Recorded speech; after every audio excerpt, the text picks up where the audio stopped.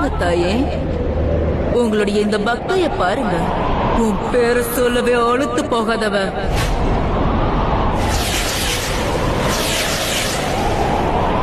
இப்போத்துல இருந்து இவ என்னோட பக்தையா மாற போறா.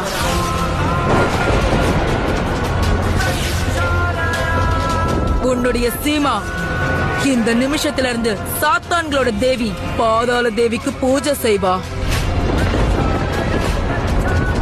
ஏன்னா இவ இப்ப இருளோட உலகத்துல வாழ்ந்துட்டு இருக்கா.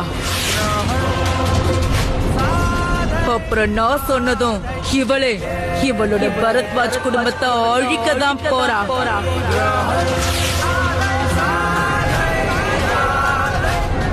அதுவும் கண்ணு முன்னாடியே.